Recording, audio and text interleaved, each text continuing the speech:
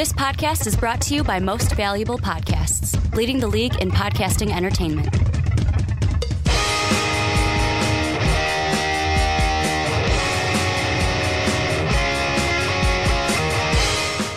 What's up, real MVPs, Ricky Widmer here, along with the Mark Weber. Dub them ease. And we are here for another edition of the Onside Kick, right here on Most Valuable Podcast, your one-stop shop for not just NFL, but also a sprinkling of AAF news. Also, we talk about everything in the pro football We really world. only talked about it once. Twice. We talked about it once when you weren't here. We talked about Colin Kaepernick and Tim Tebow. There have been people in the Two comments. guys who aren't actually in the league. No, well, should they be is what we talked about. But there have been comments about how they want us to do weekly picks.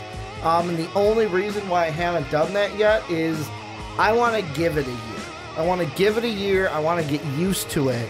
And then next year we might make weekly picks. We're not going to. Don't get your hopes up. It's not going to happen. I said might. It's not going to. There's a possibility. It's not. 1 in a million. It's not. There's always a chance. Nope. But we got a jam-packed show for you guys today. Going to be talking about the Antonio Brown trade. He is going to the Buffalo. Oh, wait, no, he's not. He's going to the Oakland Raiders. We're going to talk about what his That's trade a different Brown going to the Bills. Josh Brown or John Brown? I think it's John Brown going to the Raiders today or to the Bills in free agency today.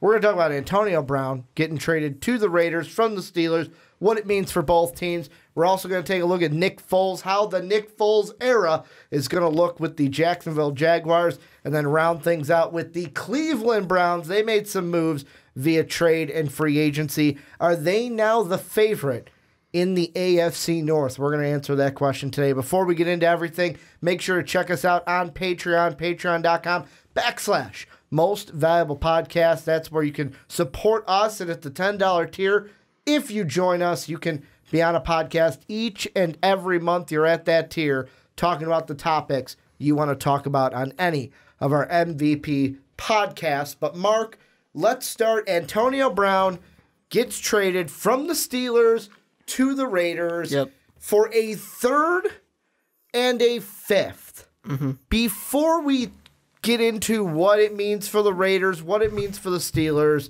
let's just get into that first. Antonio Brown, who, yes, I know he brings a ton of diva baggage with him, but you would think he was going to get traded for more than a third and a fifth, Well, they said right? they wanted 2 first-round picks initially. And they got no first-round picks. And they traded it to Oakland, the team that's got more picks than anybody. Yeah, and Oakland's now going to turn Antonio Brown into first-round picks. And that's a joke, people. That would be great. Trade him into anybody. Who wants another first-round pick. We want more.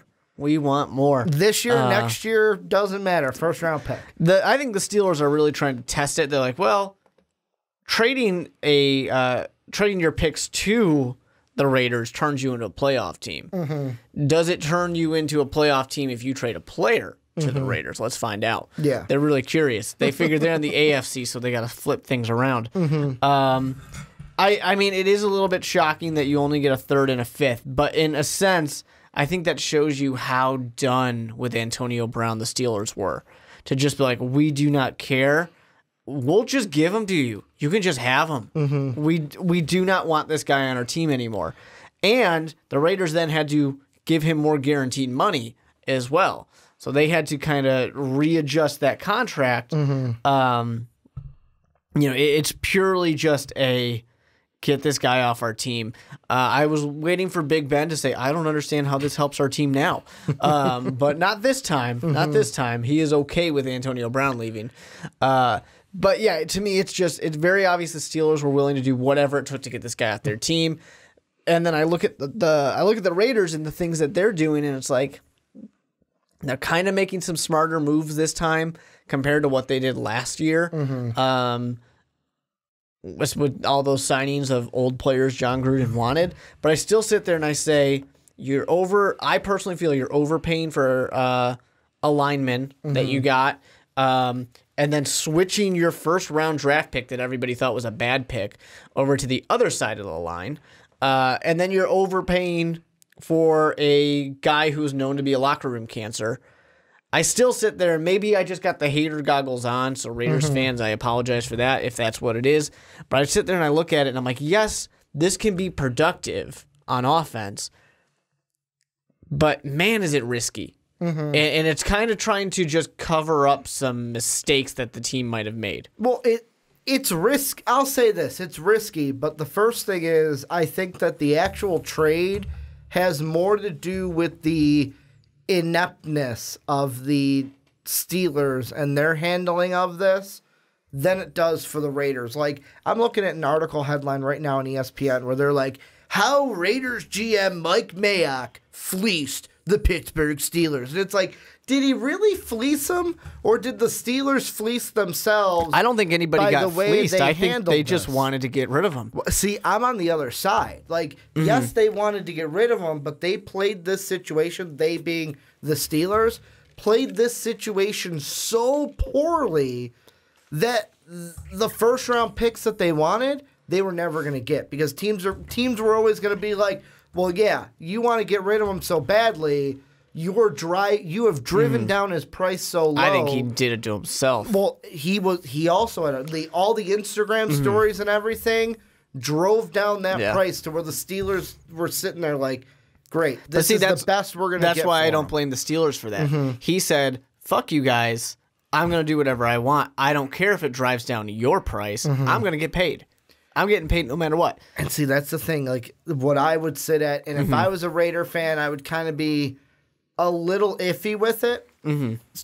Several different reasons. But number one, I don't know if I'd want Antonio Brown on my team. And people are going to say, Ricky, you're stupid for that. He's one of the best wide receivers in the game today.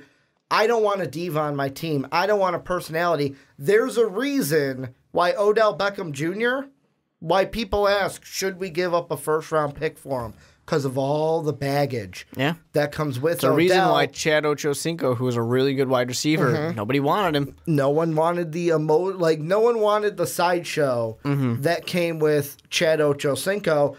And with the Raiders, I wonder if this is just something where, it's the black hole, and Raider fans are, and I'm saying this nicely, Raider fans, you guys are crazy at your games and scare me half the time.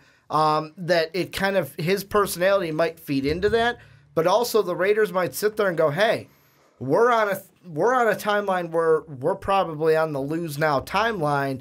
If he helps us a little bit, well, it doesn't matter, because if we make him happy, he is on the team, brings people to our games. Yeah. We still get high draft picks. We can still do this, lose for the future, but have someone to bring fans to the games. I wonder if this kind of project is going to work out for the Raiders in the end. Because weren't they a team that, hey, we're going to try to lose now, amass draft picks, and then win later? Well, I mean, they traded away their, arguably two of their better players. They traded away their best player for sure, with Khalil Mack, for first round pick, and also more things than that. But anyways, yeah, they definitely were a team that was in the rebuild. It's where people were even saying, I don't know, they might get rid of Derek Carr too. But I sit there and I'm like, okay, this can work because we've seen Derek Carr go out there and sling it. We've seen him put up points upon points upon points in a game, and that's when they were successful. And then when teams kind of caught up to them, that's when they fell apart. The problem that I have with the Oakland Raiders, and why I think that this is not necessarily a great scenario here, is they're trying to give themselves that offense again. And there are people who are wondering if Antonio Brown even fits because they're just very West Coast. They want the ball out of Derek Carr's hands pretty fast. That doesn't matter. You can make anything happen if Antonio Brown. He's that talented. But people are just scared. Are they going to sling it still? But the problem for the Oakland Raiders is they don't have a defense. But they do have 3 first-round picks. And that's what I was going to say. So they could just say, cornerback, defensive end, and maybe defensive tackle or linebacker. Like, you can just go hard at the defense side of the ball, because it doesn't matter if you have a great offense, it's not going to keep up all the time, to where that's going to be the downfall. So they really, really need, one, to get more out of Carr, which he did have a better statistical year last year, some improvement there. But they really need to get that defense. If they can get that defense right, which hopefully they did, they signed a GM that was supposed to be a draft guru in Mayock. And I love that he first, he comes in and he's like, hey, that draft pick last year, Colton Miller, that was a bad idea. We're going to shift that guy to the other side of the line and get somebody better. Yeah. So I don't know. I mean, they have potential here. I like what I'm seeing, but I'm also concerned about what I'm seeing. Yeah, and my point that I was kind of thinking about is what you hit on, is they have 3 first-round picks, and in every single mock, except for the last one we did, I had the Raiders going with the wide receiver. I probably would have had them go with one in our last one if I want to say it was the Colts didn't take A.J. Brown 1 slot above the Raiders' last pick. But now what they can do is they can virtually target either with the 4th overall pick, they could target virtually a Greedy Williams or like a Clelin Ferrell or a Rashawn Gray. Yeah. And kind of have that Gary, I always screw that up. You guys know what I mean, from Michigan. They can go with that early on. Hell, even maybe a Montez Sweat. If he, depend on how high he rises, A, post-combine, B, post-interviews, C, as we get closer to the draft. And then with their last 2 picks, they can take, with me, I'd go all 3 levels. Go defensive line, probably a pass rusher, because you trade Khalil Mack, and the first thing out of John Gruden's mouth is, well, if we had a pass rusher, plus you guys were one of the worst defenses at getting pressure on other offenses, so you should probably get a pass rusher with that 4th overall pick. Then go linebacker and cornerback with the 24th and 27th selections in the draft and solidify that defense early on. Like this, to me, the biggest thing this means for the Raiders is that they're not going to take a wide receiver in the first round for me, for sure. Probably not, but they still really need one. Do you think so? Yeah, I do, because Antonio Brown's going to need help. First round level. No, but they still really need one. I mean, they could take one. I mean, you've got 3 first-round picks, so second round, you're at your 4th need, potentially. Which would maybe be wide receiver. Should be a wide receiver, probably, because, I mean, you still got Jordy Nelson. Yeah, they would have the 35th overall pick would be their next one. Jared Cook might not come back. There's going to need some help, especially because, like I said, Brown's not typically, he's not necessarily a middle of the field or a slants kind of wide receiver. I still think he can do it and he can be fine, but you'd really love to have somebody else take care of that and let Antonio Brown be Antonio Brown. That would be very useful for you because, you don't want to get a guy who's this talented and then put him in the situation to do the things he's not as good at. Then you're just wasting money and you just sign somebody to sign him.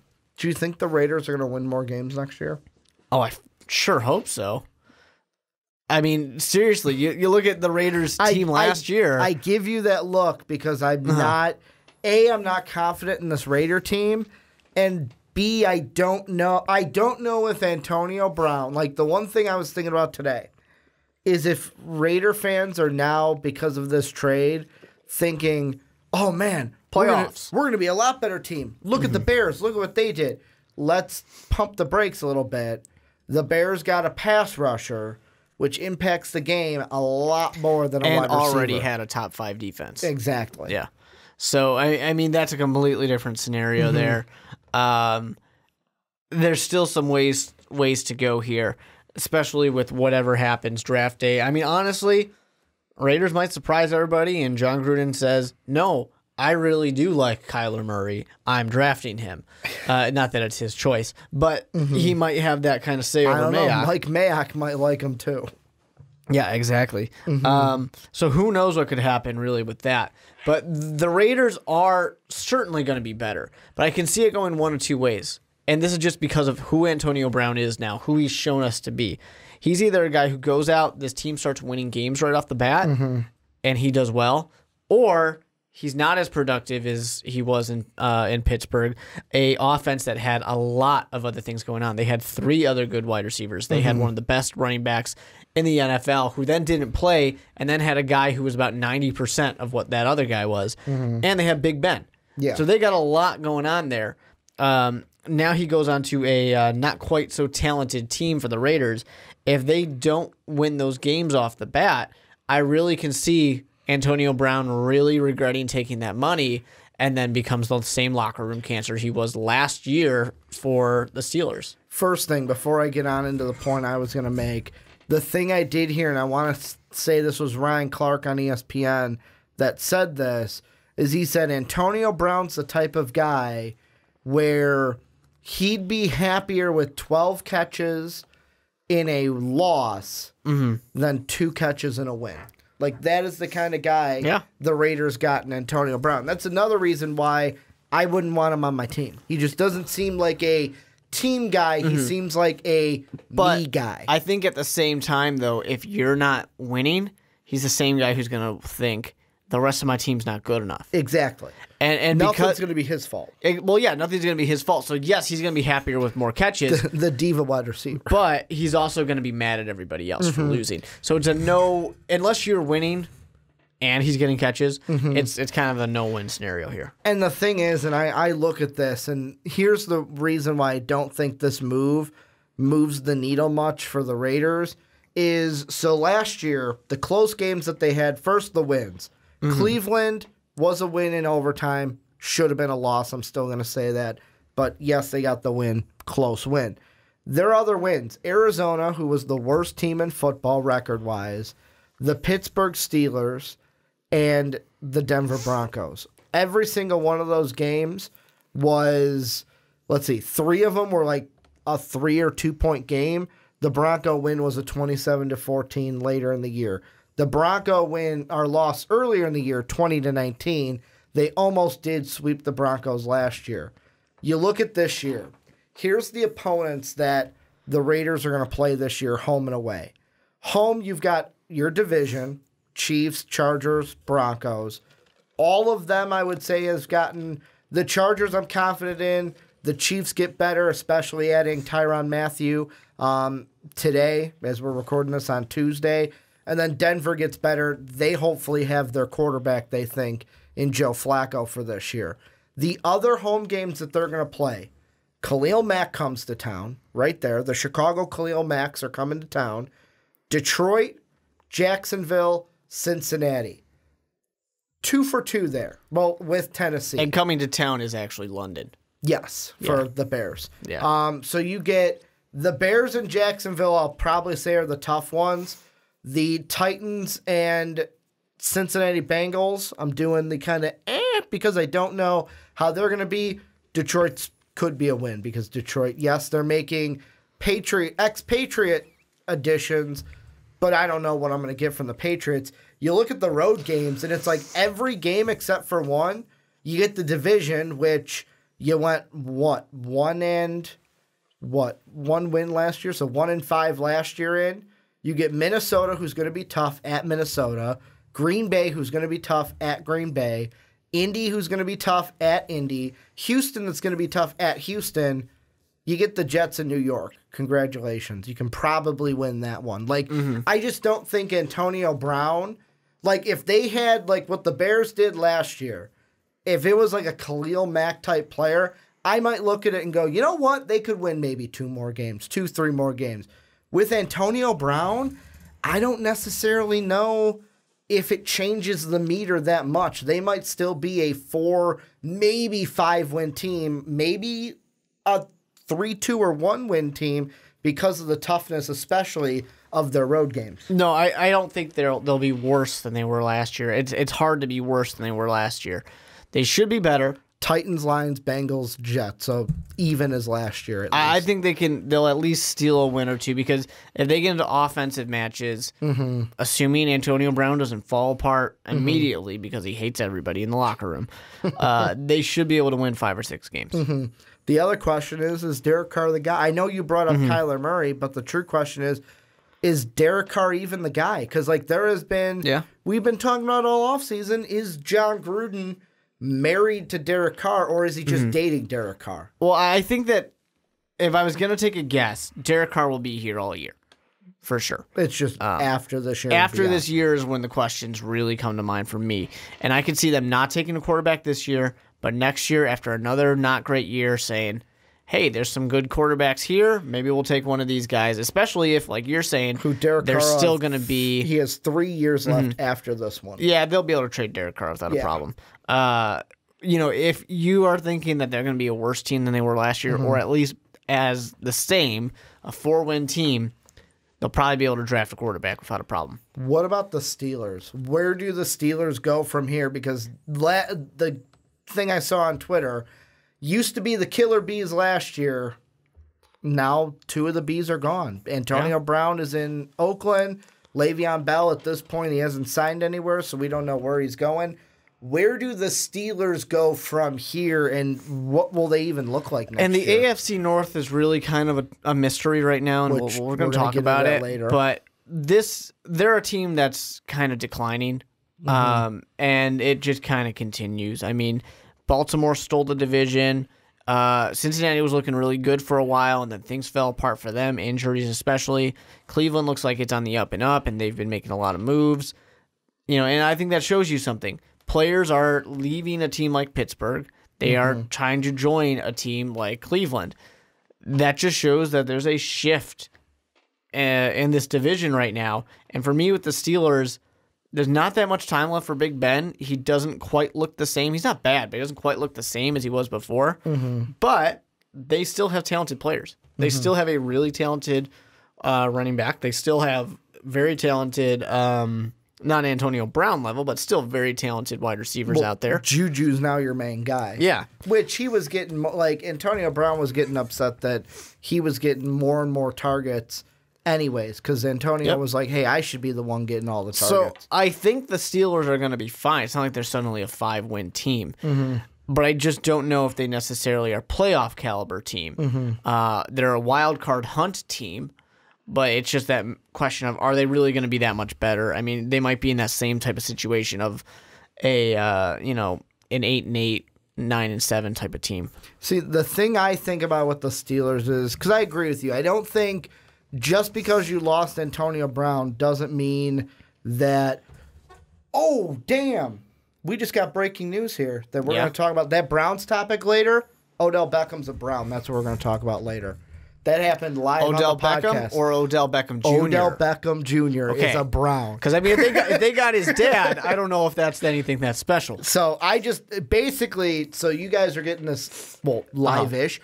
I just opened up the draft order for the needs to pull up the Steelers. Reload my Cleveland Browns tab. Yeah, so that last Browns topic, it's probably going to get flipped around. They'll probably be second. Nick Foles will now probably be third. That Browns topic now becomes... Odell Beckham trade. Are the Browns the now favorite in the North? That just happened. Wow. But the Steelers, to answer what I was saying about them. But let's be real, though. The big deal is they re-signed Brashard Perriman. Yes. That is the biggest. That is the big piece of news. Former Raven Brashard Perriman. Yeah. They got throw it up there, They baby. got it. You guys didn't think they could re-sign him. They re-signed him. But here's the thing I was going to say about the Steelers before that happened is... basically, the thing that I think changes in my mind is their draft strategy of, like, in the last mock draft that we did, I had them go with a wide receiver because I was kind of anticipating them trading Antonio Brown. I wonder if at 20, if a Marquise Brown is there, if they value A.J. Brown high enough or N'Keal Harry high enough, is this now a situation where the Steelers go, hey, we got JuJu Smith. We have James Washington, who did improve last year, but I don't know if he's ready to be the number 2 guy. Do they go ahead and take a wide receiver, even if he's going to be number 2, if he's going to be number 3? Do they sign a free agent? Is that where they go with that, now finding that number 2 for the Steelers? That, to me, becomes a bigger need for them. And at 20, it may switch into... let's target a wide receiver here, depending on how many go before us. Here's what I would love to see happen, and I'm a little off topic here. Two things. Well, I think I would love to see happen, and then a thing that it took a moment, but it came into my head of something has happened here. The thing I really want to see happen is Odell Beckham The now breaking news. goes to Cleveland, and I just want him to immediately get his contract restructured to make him being paid more than Antonio Brown. Antonio, you were paid the most. Your structure was redone so you could be paid the most for a day. That has ended. The other part is, the reality is, Eli's done now. You think so? What's he got? Here, Sterling Shepard, that's about it.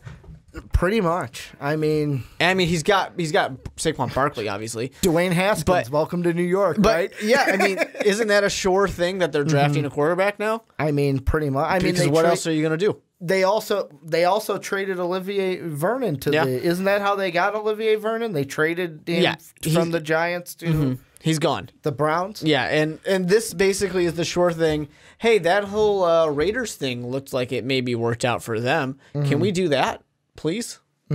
Anybody want our super talented players? Now, here's the thing, and we're going to talk about this in the Brown segment, of course. Which is slowly becoming the Browns basically segment. I'm sorry, Steeler fans, they're probably like Steelers fans. I mean, guys. it's basically just that things are not looking great for your team. I mean, the thing is, but you're not terrible. I'm going to say you're wild card this level. is the Steelers. I'm going to save the Browns for when we talk about them next. But I mean, with the Steelers, are you dead in the water? No. But now comes some big questions. Number one, you're going to have to revamp that wide receiver core. James, like the Le'Veon Bell thing, doesn't matter to me because James Conner played well. I know he got injured late in the year, but he played well this year to where you shouldn't question him being your starting back. That defense is what it is, and of course you're maybe hoping to get some draft picks maybe to bolster it up.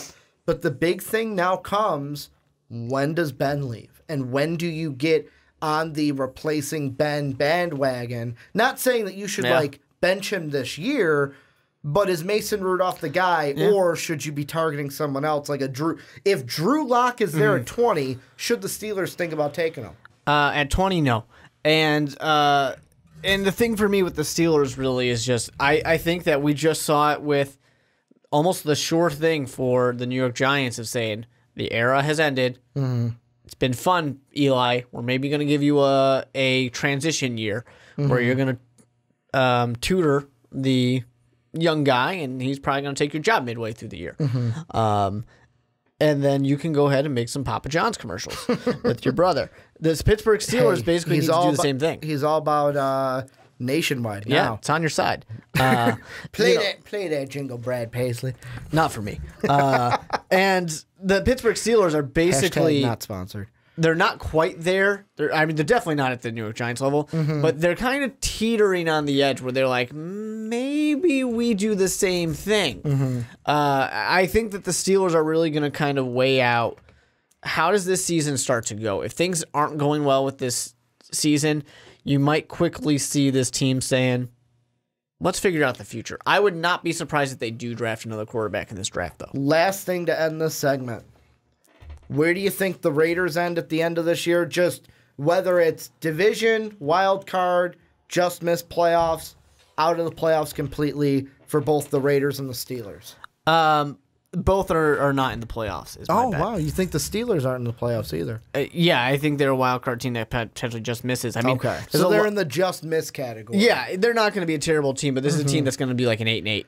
I think they just miss. Raiders, to me, their high is like 6 wins. The hard thing for them is they're competing with the Chiefs. And they're competing with the Chargers. And that road schedule. I read it. Minnesota, Green Bay, Indy, Houston, New York. It's like the Jets. That's your win. You just once again have to think about all the teams that are going to be competing here. Patriots, they got it locked up. Browns are now a big competitor. You got the Colts and the Texans in the South. You've got the Chiefs and the Chargers in the West. Your playoffs are filled. And those are all the teams that were kind of are the favorites. Don't forget Baltimore. Now. I'm going to forget Baltimore because I don't really believe in Baltimore, but Yeah, that's a different story. I'm on the wagon of, as at the moment, I think the Raiders are a 4-win, 5-win team. 1 win is all I will give you. I know you got Antonio Brown, but I don't think he moves the needle that much. One single win, 1-15. For the Steelers, I think at the moment I still feel like they could be a wild card team, but I wouldn't be surprised if they just missed the playoffs because of a lot of teams around them getting a lot better. But this is where you guys come in. Let us know what you think down below in that comment section. What do you think of the AB trade? What does it mean for the Raiders? What does it mean for the Steelers? And if you're a Raider fan or a Steeler fan, I really want to know what you guys think down below as well.